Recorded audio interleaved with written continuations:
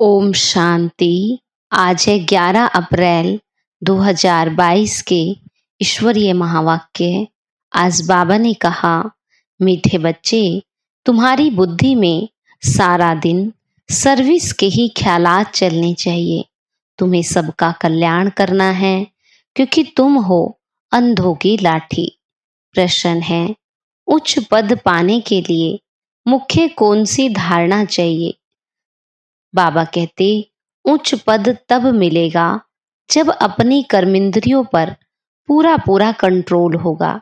अगर कर्मेंद्रिया वश नहीं, चलन ठीक नहीं, बहुत अधिक तमन्नाएं हैं, हवज हैं, तो उच्च पद से वंचित हो जाएंगे। उच्च पद पाना है तो माता पिता को पूरा पूरा फॉलो करो, कर्मेंद्रिय जीत बनो। गीत है, नैनहीन को राह दिखाओ प्रभु जी, पग पग ठोकर खाऊं मैं। ओम शांति। प्रदर्शनी के लिए यह गीत बहुत अच्छा है। ऐसे नहीं कि प्रदर्शनी में रिकॉर्ड नहीं बजाए जा सकते, इस पर भी तुम समझा सकते हो, क्योंकि तुम पुकारते तो सब हैं, परंतु यह नहीं जानते कि जाना कहाँ है और कौन ले जाएगा। क्योंकि ड्रामा अथवा भावी वश भक्तों को भक्ति करनी है। जब भक्ति पूरी होती है तभी बाप आते हैं। कितने दर दर भटकते हैं, मेले मलाखड़े लगते हैं, दिन प्रतिदिन वृद्धि को पाते जाते हैं। श्रद्धा से तीर्थों पर जाना, भटकना चलता ही आता है। बहुत समय हो जाता है तो भी गवर्नमेंट स्टैंप आदि बनाती रहती है, साधुओं आदि के भी स्टैंप बनाती है, बर्थडे मनाती है। ये सब है रावण राज्य का अथवा माया का भव का। उनका भी मेला मलाखड़ा चाहिए। आधा कल्प से तुम रावण राज्य में भटकते रहे, अब बाबा आकर रावण राज्य से छुड़ाए राम राज्य में ले जाते हैं। दुनिया यह नहीं जानती कि आपे ही पूज्य, आपे ही पुजारी, ये महिमा किसकी है। पहले 16 कला संपूर्ण पूज्य रहते हैं, फिर 2 कला कम हो जाती है तो उनको सेमी कहेंगे। फुल पूज्य फिर 2 कला कम होने से सेमी पूज्य कहेंगे। तुम जानते हो, पुजारी से फिर पूज्य बन रहे हैं, फिर सेमी पूज्य बनेंगे। अब इस कलयुग के अंत में हमारा पुजारी बने का पार्ट खत्म होता है। पूज्य बनाने लिए बाबा को आना पड़ता है। अब बाबा विश्व का मालिक बनाते, विश्व तो ये भी है तो वो भी होगी। वहां मनुष्य बहुत थोड़े होते हैं, एक धर्म होता है, अनेक धर्म होने से भी हंगामा होता है। बाबा कहते, अब बाप आया है तुमको लायक बनाने। जितना बाबा को याद करेंगे उतना अपना भी कल्याण करेंगे। देखना है कि कल्याण करने का कितना शौक रहता। जैसे आर्टिस्ट हैं, उनको ख्याल रहता है ऐसे ऐसे चित्र बनाए जिससे मनुष्य अच्छी रीति समझ जाए। समझेंगे हम बेहद के बाप की सर्विस करते हैं, भारत को स्वर्ग बनाना है। प्रदर्शनी में देखो कितने ढेर आते हैं, तो प्रदर्शनी के ऐसे चित्र बनाए जो कोई भी समझ जाए कि ये चित्र एक्यूरेट रास्ता बताने वाले हैं। मेले मलाखड़े आदि जो हैं वह तो उनके आगे कुछ भी नहीं। आर्टिस्ट जो इस ज्ञान को समझते हैं उनकी बुद्धि में रहेगा ऐसे ऐसे चित्र बनाए जो बहुतों का कल्याण हो जाए।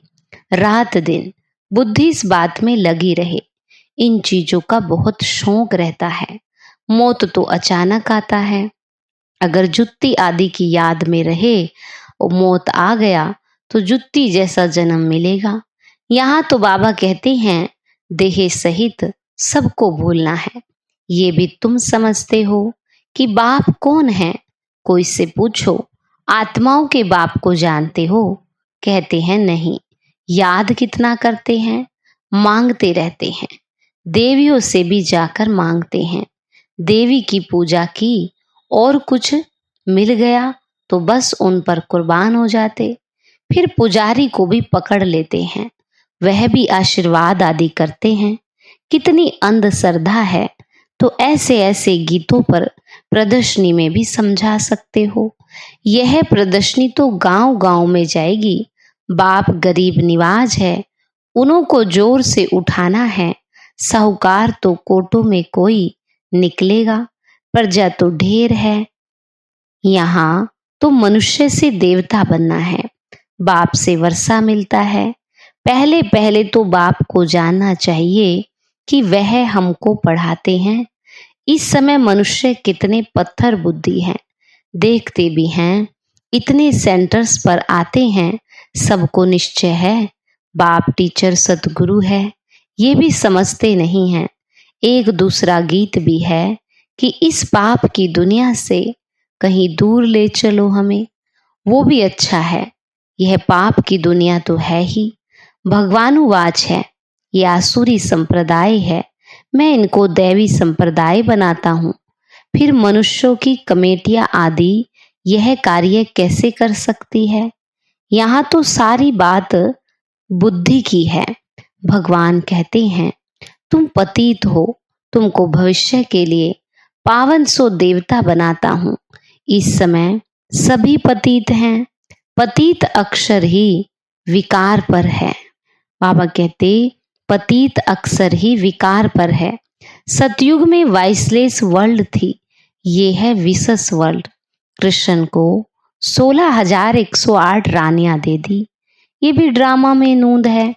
जो भी शास्त्र बनाए हुए हैं उनमें गलानी कर दी। बाबा जो स्वर्ग बनाते उनके लिए भी क्या क्या कहते। अभी तुम जानते हो बाबा हमको कितना ऊंच बनाते हैं, कितनी अच्छी शिक्षा देते हैं। सच्चा सच्चा सत्संग ये है, बाकी तो सब झूठ संग है। ऐसे को फिर परम पिता परमात्मा आकर विश्व का मालिक बनाते। बाबा समझाते हैं बच्चे, तुमको अब अंधों की लाठी बनना है। जो खुद ही सज्जे नहीं, वो फिर औरों की लाठी क्या बनेंगे। भल करके ज्ञान का विनाश नहीं होता। एक बारी माँ बाप कहा तो कुछ ना कुछ मिलना चाहिए, परंतु नंबरवार पद तो है ना, चलन से भी कुछ मालूम पड़ जाता। फिर भी पुरुषार्थ कराया जाता है। ऐसे नहीं जो मिला सो ठीक। पुरुषार्थ से उच्च प्रारब्ध मिलनी है। बिगर पुरुषार्थ तो पानी भी ना मिल सके। इसको कर्म क्षेत्र कहा जाता है। यहाँ कर्म बिगर मनुष्य रह ना सके। कर्म संन्यास अक्सर ही रोंग है, बहुत हट करते हैं। पानी पर आग पर चलना सीखते हैं, परंतु फायदा क्या मिला, मुफ्त आयु गंवाते हैं। भक्ति की जाती है रावण के दुख से छूटने के लिए, छूट कर फिर वापिस जाना है। इसलिए सब याद करते हैं हम मुक्ति धाम में जाएं अथवा सुख धाम में जाएं, दोनों ही पास्ट हो गए। भारत सुख धाम था, अब नरक है, तो नरकवासी कहेंगे ना। तुम खुद कहते हो फलाना स्वर्गवासी हुआ, अच्छा तुम तो नरक में हो ना। हेवीन के अगेंस्ट हेल है, बाकी वह तो है शांति धाम। बड़े बड़े लोग इतना भी समझते नहीं हैं, अपने को आपे ही सिद्ध करते हैं हम हेल में हैं। बड़ी युक्ति से सिद्ध कर बताना है। यह प्रदर्शनी तो बहुत काम करके दिखाएगी। इस समय मनुष्य कितने पाप करते, स्वर्ग में ऐसी बातें होती नहीं। वहां तो प्रारब्ध है। तुम फिर से अब स्वर्ग में चलते हो। तुम कहेंगे अनेक बार इस विश्व के मालिक हम बने हैं, फिर अब बन रहे हैं। दुनिया में किसको भी पता नहीं है, तुम्हारे में भी कोई समझते हैं। इस खेल से कोई छूट नहीं सकते। मोक्ष भी मनुष्य तब चाहते हैं जब दुखी होते हैं। बाबा तो कहते हैं अच्छी रीति पुरुषार्थ करो, माँ बाप को फॉलो कर अच्छा पद पालो, अपनी चलन को सुधारो। बाप तो राह बताते हैं, फिर उस पर क्यों नहीं चलते हो। जास्ती तमन्नाएं नहीं रखनी चाहिए। यज्ञ से जो मिले सो खाना है। लालच नहीं करना है। कर्मेंद्रिया वश में नहीं है तो पद भी ऊंचा नहीं पा सकते। तो ऐसे ऐसे गीत प्रदर्शनी में बजाए उस पर तुम समझा सकते हो। तुम हो शिव बाबा के परिवार के। शिव बाबा के ऊपर तो कोई है नहीं और सबके ऊपर तो कोई ना कोई निकलेंगे। 84 जन्म में दादा बाबा भी 84 मिलते। शिव बाबा है रचता, अब नई रचना रच रहे हैं, अर्थात पुरानी को नया बनाते। तुम जानते हो हम सांवरे से गोरे बनते। स्वर्ग में श्री कृष्ण है नंबर 1, फिर लास्ट में उनका जन्म है, फिर यही पहला नंबर बनता है। पूरे 84 जन्म श्री कृष्ण ने लिए हैं। सूर्यवंशी दैवी संप्रदाय ने पूरे 84 जन्म लिए। बाबा कहते जो श्री कृष्ण पहला नंबर था, उनके ही अंतिम जन्म में प्रवेश कर फिर उनको श्री कृष्ण बनाता हूँ। अच्छा मीठे मीठे सिखी लदे बच्चों प्रति मात पिता बाप दादा का याद प्यार और गुड मॉर्निंग। रूहानी बाप की रूहानी बच्चों को नमस्ते। रूहानी बच्चों की रूहानी बाप दादा को नमस्ते। नमस्ते बाबा, गुड मॉर्निंग। शुक्रिया बाबा, शुक्रिया। धारणा के लिए मुख्य सार। पहला पॉइंट, कोई भी विनाशी तमन्नाएं नहीं रखनी है, अपना और सर्व का कल्याण करना है। दूसरा है, देह सहित सब कुछ भूल वापस घर चलना है, इसलिए चेक करना कि बुद्धि कहीं पर भी अटकी हुई ना हो। वरदान, नेचुरल अटेंशन को अपनी नेचर यानी कि आदत बनाने वाले स्मृति स्वरूप भव। नेचुरल अटेंशन को अपनी नेचर बनाने वाले स्मृति स्वरूप भव। बाबा कहते सेना में जो सैनिक होते हैं वो कभी भी अलबेले नहीं रहते, सदा अटेंशन में अलर्ट रहते हैं। आप भी पांडव सेना हो, इसमें जरा भी अलबेलापन ना हो। अटेंशन एक नेचुरल विधि बन जाए। कई अटेंशन का भी टेंशन रखते हैं, लेकिन अटेंशन की लाइफ सदा नहीं चल सकती। बाबा कहते लेकिन टेंशन की लाइफ सदा नहीं चल सकती, इसलिए नेचुरल अटेंशन अपनी नेचर बनाओ। अटेंशन रखने से स्वतः स्मृति स्वरूप बन जाएंगे, विस्मृति की आदत छूट जाएगी। स्लोगन, स्वयं के स्वयं टीचर बनो तो सर्व कमजोरियां स्वतः समाप्त हो जाएंगी। स्वयं के स्वयं टीचर बनो तो सर्व कमजोरियां स्वतः समाप्त हो जाएंगी।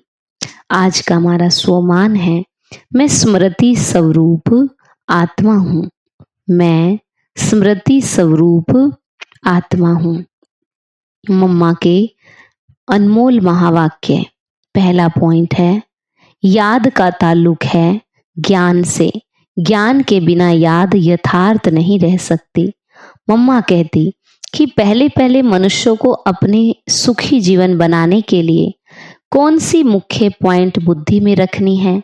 पहले तो ये मुख्य बात समझनी है कि जिस परमात्मा बाप की हम संतान हैं, उस बाप की याद में हर समय श्वासों श्वास उपस्थित रहे।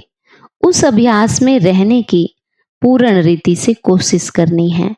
अतः श्वासों श्वास का मतलब है लगातार बुद्धि योग लगा रहे, जिसको निरंतर योग अटूट अजपाजाप याद कहा जाता। यह कोई मुख से जपने वाली याद नहीं और न कोई मूर्ति सामने रख उसका ध्यान रखना, परंतु यह बुद्धि योग द्वारा याद रखनी है। अब वो याद भी निरंतर तब रह सकेगी जब परमात्मा का पूरा परिचय हो, तब ही ध्यान पूर्ण लग सकेगा। परंतु परमात्मा तो गीता में साफ कहते हैं, न मैं ध्यान से न जप से मिलता हूँ और न मेरी सूरत को सामने रख उनका ध्यान करना है, परंतु ज्ञान योग के द्वारा परमात्मा को पाना है। इसलिए पहले चाहिए ज्ञान। ज्ञान बिगर याद कायम नहीं रह सकेगी। याद का ताल्लुक है ज्ञान से। अब ज्ञान से चाहे मन से कल्पना करे व बैठकर दर्शन करे, अगर उस देखी हुई चीज का भी पहले ज्ञान होगा तब ही योग और ध्यान ठीक लग सकता है। इसलिए परमात्मा कहते मैं कौन हूँ, मेरे साथ कैसे योग लगाना, उसका भी ज्ञान चाहिए। ज्ञान के लिए फिर कहते फिर पहले संग चाहिए। अब यह सब ज्ञान की पॉइंट बुद्धि में रखनी है, तब ही योग ठीक लग सकेगा। दूसरी पॉइंट है सृष्टि की आदि कैसे होगी। मनुष्य पूछते हैं परमात्मा ने सृष्टि कैसे रची, आदि में कौन सा मनुष्य रचा। अब उसका नाम रूप समझना चाहते हैं। अब उस पर उन्हों को समझाया जाता कि परमात्मा ने सृष्टि की आदि ब्रह्मा तन से की। पहला आदमी ब्रह्मा रचा, तो जिस परमात्मा ने सृष्टि की आदि की है तो अवश्य परमात्मा ने भी इस सृष्टि में अपना पार्ट बजाया है। अब परमात्मा ने कैसे पार्ट बजाया। पहले तो परमात्मा ने सृष्टि को रचा, उसमें भी पहले ब्रह्मा को रचा, तो गोया पहले ब्रह्मा की आत्मा पवित्र हुई, वही जाकर के श्री कृष्ण बनी। उसी तन के द्वारा फिर देवी देवताओं के सृष्टि की स्थापना की, तो दैवी सृष्टि की रचना ब्रह्मा तन द्वारा कराई, तो देवी देवताओं का आदि पिता ठहरा ब्रह्मा। ब्रह्मा सो श्री कृष्ण बनता है, वही श्री कृष्ण का फिर अंत का जन्म ब्रह्मा है। अब ऐसे ही सृष्टि का नियम चलता आता। अब वही आत्मा का सुख का पार्ट पूरा कर दुख के पार्ट में आती है, तो रजो तमो अवस्था पास कर फिर शूद्र से ब्राह्मण बनती है। तो हम हैं ब्रह्मावंशी, सो शिववंशी सच्चे ब्राह्मण। अब ब्रह्मावंशी उसको कहते हैं जो ब्रह्मा के द्वारा अविनाशी ज्ञान लेकर पवित्र बनते हैं। तीसरा पॉइंट है ओम शब्द का यथार्थ अर्थ। जब हम ओम शांति शब्द कहते हैं तो पहले पहले ओम शब्द के अर्थ को पूर्ण रीति से समझना है। अगर कोई से पूछा जाए ओम का अर्थ क्या है, तो वो लोग ओम का अर्थ बहुत ही लंबा चौड़ा सुनाते हैं। ओम का अर्थ ओंकार बड़े आवाज से सुनाते, इस ओम पर फिर लंबा चौड़ा शास्त्र बनाते, परंतु वास्तव में ओम का अर्थ कोई लंबा चौड़ा नहीं है। अपने को तो स्वयं परमात्मा ओम का अर्थ बहुत ही सरल और सहज बताते। ओम का अर्थ है मैं आत्मा हूँ, मेरा असली धर्म शांत स्वरूप है। अब इस ओम के अर्थ में उपस्थित रहना है, तो ओम का अर्थ मैं आत्मा परमात्मा की संतान हूँ। मुख्य बात यह हुई कि ओम के अर्थ में सिर्फ टिकना है, बाकी मुख से ओम का उच्चारण करने की जरूरत नहीं। ये तो बुद्धि में निश्चय रख कर के चलना, ओम का जो अर्थ है उस स्वरूप में स्थित रहना है। बाकी वह लोग भल ओम का अर्थ सुनाते हैं मगर उस स्वरूप में स्थित नहीं रहते हैं। हम तो ओम का स्वरूप जानते हैं, तभी उस ओम में स्थित होते। हम यह भी जानते हैं कि परमात्मा बीज रूप है और उस बीज रूप परमात्मा ने इस सारे झाड़ को कैसे रचा, उसकी सारी नॉलेज हमें मिल रही है। अच्छा, ओम शांति।